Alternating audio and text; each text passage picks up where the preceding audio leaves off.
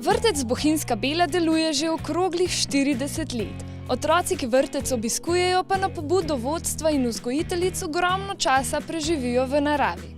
Skupaj smo se odpravili na sprehod do njihove gozdne igralnice. Tukaj ponavadi počivamo. Slej se tako lepo rastejo. Cvetki so se že odprli, malo pa še to. Naš vrtec deluje sicer po kurikulu, ki je pač obvezen za vse javne vrtce.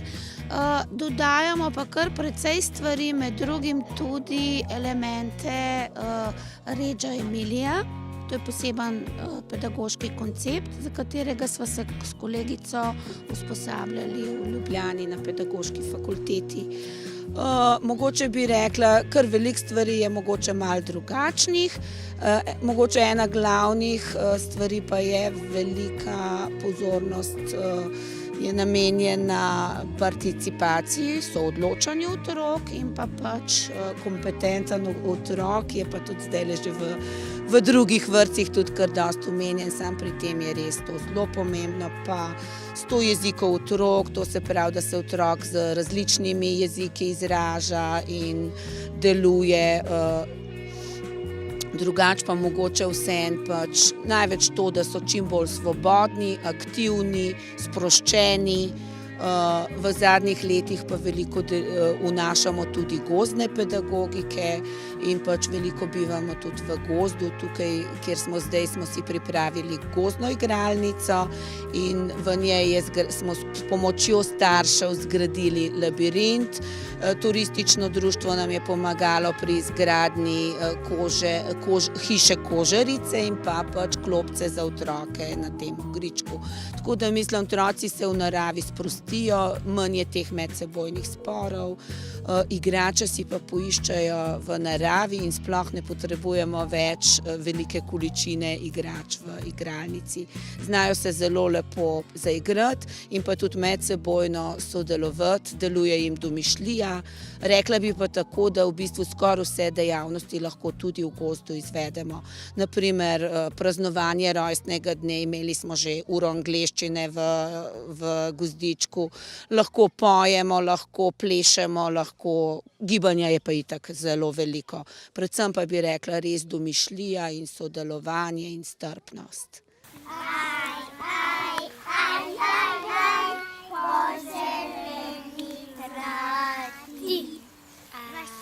Jaz mislim, da takle vaški vrtec, ki letos praznuje 40 let delovanja, mora biti aktiven in prepoznaven v domačem kraju in to smo tudi mi, trudimo se, da resnično, da nastopamo na raznih prireditvah, organiziramo pa tudi vsak petek Simbioza sprehod pod Rojami, na katerem se nam lahko pridružijo stari starši, krajani, mamice z vozički, to je nekakšno druženje in zraven tudi spodbuda k gibanju. Potem seveda zadnja leta nas zelo zaposluje kulturna dediščina, sodelujemo na dnevih evropske kulturne dediščine, že 6. leto pripravljamo Škratov pohod, pa vsako leto raziščemo eno zanimivost. Na Bohinjski Beli, naprimer, enkrat smo Stara vrata raziskovali, železnico, kako so jo gradili, lani smo Čebelnake. Najbolj mogoče uspešno je bilo pa tisto leto, ko smo raziskovali vodo in so se nam pridružile tudi dekleta in žene iz društva Deklet in žena na vasi in smo pripravili eno zelo zanimivo točko Blanske perice, kjer smo vsi prali, otroci, starejši in mislim, da smo tudi kar na nekaj prireditvah nastopili tudi na Bledu s to točko. Otroci so močno vpeti v dogajanje v lokalnem okolju. Močno sodelujemo z vsemi društvi v kraju, s kulturnim, zadnja leta pa veliko tudi s turističnim društvom in smo se tudi z njimi povezali, ker oni pripravljajo eno družinsko krožno pot, imenovala se bo Godrnjačeva pot, ker je to po neki legendi o medvedu, ki je prišel skozi vas in je šel skozi vas in iskal hrano. In bo pač ta pot bo vključevala tudi našo gozdno igralnico in se potem nadaljevala tako da bomo na drugi strani, tam pri cerkvi, bodo pa pač prišli ven, na poti bodo pa razne zanimive naloge, nekaj tudi izobraževanja, gibanja in tako. To pot zdajle člani turističnega društva pripravljajo že kar, mislim, da že kar skoraj 2 leti in računamo, da to pomlad da bo zaživela. Meni se zdi osebno največja prednost tak, ker je skupina mešana, kar pomeni, da so včasih otroci stari od 1 do 6 oziroma od 2 do 6 različno in se mi zdi, da se zelo veliko drug od drugega učijo. Potem je pa tudi veliko vpetost v okolje, sodelovanje s starimi starši, z drugimi vaščani in tako naprej. Kako pa je vam delati v tem vrtcu, ker je princip delovanja je precej drugačen? Delovanje je precej drugačno, tudi vsem ni všeč, to vem in se jim zdi zelo naporno. Sem imela podobno otroštvo, tako da se zelo domače počutim in je in ni naporno, no meni osebno ni. Zelo smo žalostni, ker je pač lubadar napadel našo gozdno igralnico, v kateri so bile krasne, čudovite smreke. In nekega dne smo prišli in so bile smreke požagane. Vse nas je to zelo pretreslo, ampak potem smo pač začeli raziskovati, spoznavati, zakaj se je to zgodilo. Nekaj smo že izvedeli v lubadarju, dogovorjeni smo še s gozdarjem, da jim bo še več predstavil.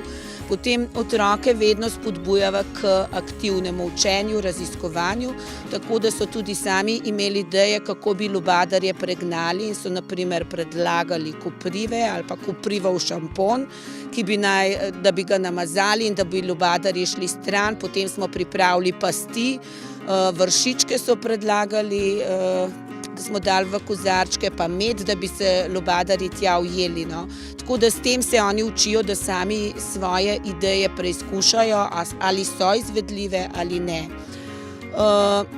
Žal smo videli, da pač naših smrek ne bo kar tako nazaj in potem smo prišli na idejo, da smo semena, ki smo jih našli v storžih, posadili v igralnice v lončke in zdaj so nam že usklile in čakamo, da bodo iz njih zrasle majhne smrekice, ki jih nameravamo v gozdičku pogozditi jeseni seveda.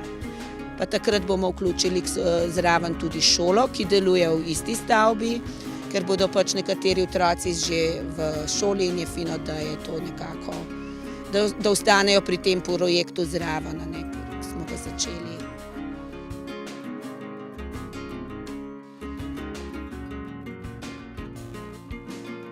Kot vidite, se otroci v vrtcu Bohinjska Bela igrajo tako, kot smo se igrali včasih. V gozdu z naravo.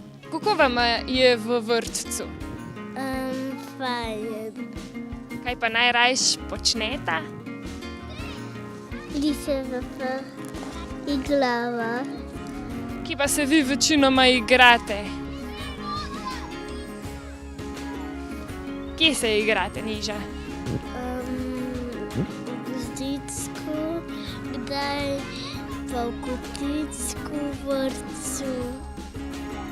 Igrati se, plisaste in imamo pač veliko miz, da lahko plastelin in take namizne stvari.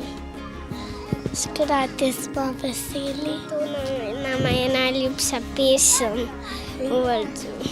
Pa veliko pojete v vašem vrtcu? Veliko se za nastop in tako stare besede se tudi učimo.